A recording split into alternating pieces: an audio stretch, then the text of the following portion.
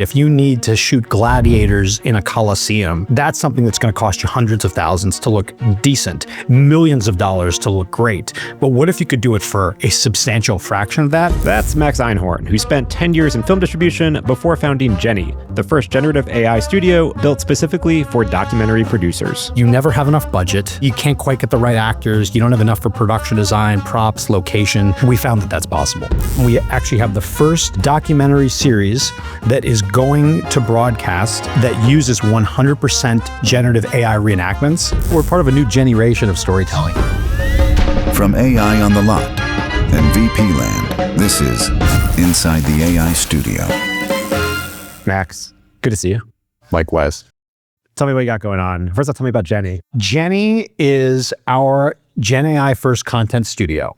And we are laser focused on providing value to the nonfiction and documentary production community. Gen AI, Gennie, it makes a lot more sense now. We're part of a new generation of storytelling, as I like to say. So how did you kind of fall into this like application of AI, and what's the process been like? Yeah. So I've spent the past 10 years of my career working in film and television distribution. I worked for this company called FilmRise, which is based in New York. The business model was to use data and analytics to measure the popularity of film and TV content that's just been laying around. It's called library. And we were able to find a correlation between popularity and monetization in the burgeoning OTT space of like SVOD, AVOD, and FAST. And along the way, we picked up a lot of really interesting intelligence in sort of long tail success, right? Things that work over time consistently. We also call it evergreen content. And one of those genres was true crime, and because that appeared to work so well, we thought, hey, here's an opportunity to get involved in new production in a way that was relatively low risk. And so I had the opportunity, starting in about 2019, to co-produce content where I would function as the North American commissioner of a show that was produced outside of the United States. A lot of content from Canada, the United Kingdom, etc., where those producers would benefit from the fact that their local broadcaster or streamer would give them some money towards the show, and they would have international rights available. So what I would do is I would buy the US rights, and that would be enough money to get them into greenlight. Okay. To greenlight their shows. And as part of that process, I learned and got to see firsthand what a lot of the pains and frustrations were for producers that were working on limited budgets. And one of those key aspects was reenactments, or as they call them in the UK, recon, or we might call them dramatizations, because you never have enough budget. Maybe you can't quite get the right actors. You don't have enough for production design, props, location, shooting permits, sort of, et cetera. They never look good unless you have an enormous budget. And 9 times out of 10, a producer does not. So as generative AI has started to progress, I would say around 2022, I saw some of these synthetic avatars like Synthesia and Studio DID. Effectively, you could parrot someone speaking with text.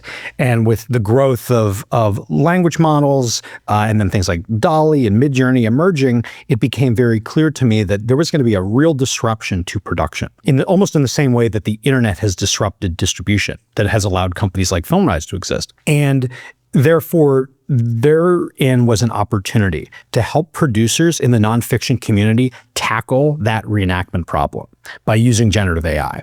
Because it almost doesn't matter what the scale is, right? If you need to shoot gladiators in a coliseum, that's something that's going to cost you hundreds of thousands to look decent, millions of dollars to look great. But what if you could do it for a substantial fraction of that?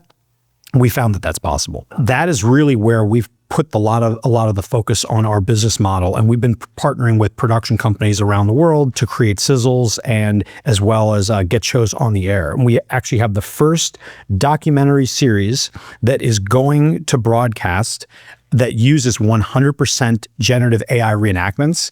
That's going to be premiering on Sky History in the UK on June 16th. That's awesome. Tell me more about what type of scenes you're generating. Sure. So the series is called Killer Kings, and we're depicting the life and times of formidable rulers that killed people during their tenure. And we don't know what influence them to do that. Maybe it was like outside forces, societal pressures, their own abuse of power. Maybe it was something mental going on. It's an investigative series in the same way that a true crime show would be investigative. It's a really fascinating series and it was fun to work on. We needed to depict these kings in the places and times in which they lived.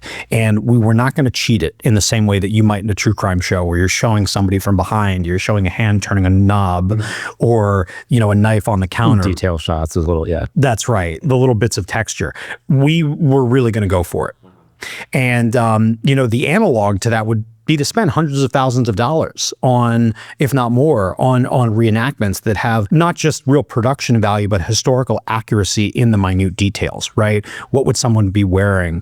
What kind of material would their crown have been made of? It really would have been very costly to produce this in that way otherwise. We did not largely employ actors as part of this process. We primarily used deep research to focus on historically accurate sources such as, academic papers, sources from museums, et cetera, to bring that information into prompts so that we got accurate information in the way that we described the characters and were therefore able to create the images. So we used Imagen from Google for that.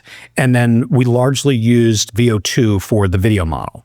So we're going from text to image to video. And we weren't hiring actors. We didn't have to hire crew. We didn't have to secure locations, permits, et cetera. All these normal frustrations that producers face. And how do you feel it turned out? How do the producers behind the series feel like it? They're very excited about it. They're very excited about what they were able to produce, the network at Sky History, which is part of the Hearst Group in the UK. They were absolutely blown away in terms of what was possible. And I think along the way, we learned a lot of things too. And one of those was that a lot of these AI models are not ready for prime time, just in terms of like video output, fidelity, frame rates, aspect ratios, artifacts, softness, morphing, et cetera. So we had a really interesting learning lesson when we delivered to the online editors at this company called OutPost Facilities at Pinewood Studios. They're an absolute gold standard in terms of quality control in the world. And from the first episode, 60% of the clips were kicked back, which was scary to us. And we thought, how are we going to conquer this? But Matt, who's our head of production and workflow architect, found that, in using Topaz and their new model called Starlight, we were able to solve a lot of those problems.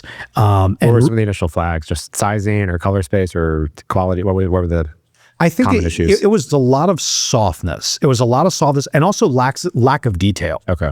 And we actually, as we went beyond that first episode, we actually sort of adapted the kinds of shots that we were generating. And the reason for that is pixel density, right? If someone is really close to the camera, that's a lot more pixels dedicated to the details of their face, right? But if they're a character in the background, they're getting a substantially fewer pixels dedicated to that detail. And no matter whether you upscale it or zoom in, those details are not there in the same way that they would be if you were shooting in real life.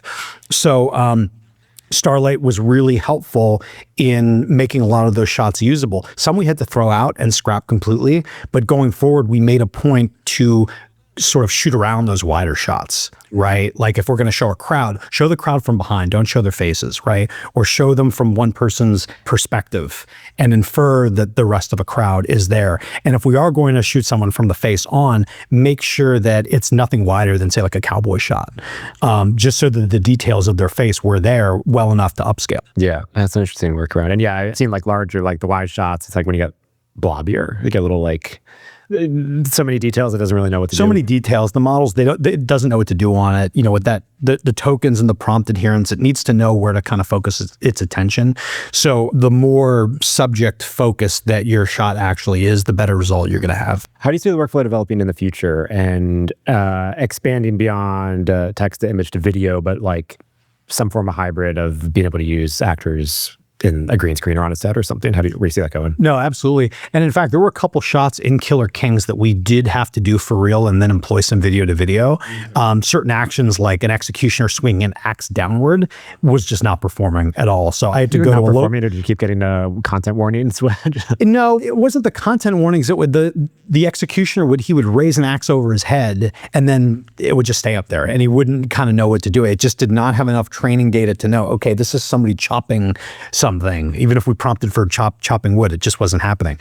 So I actually had to run to the mall, grab a plastic axe, go out in my backyard, swing it down a couple times, and then we brought it into Sora and were able to get a really good looking executioner bringing an axe down. So if you happen to see the show, that's me with the axe.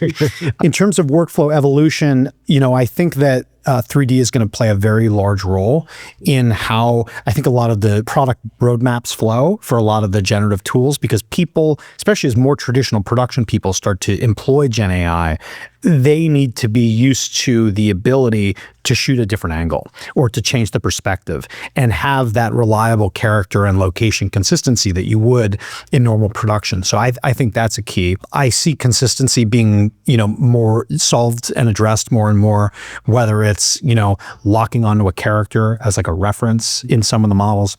You can do LoRa training, of course, but a lot of these models are very focused on getting the largest user base possible and bringing the moats down in terms of why is it so hard to make shit that looks good?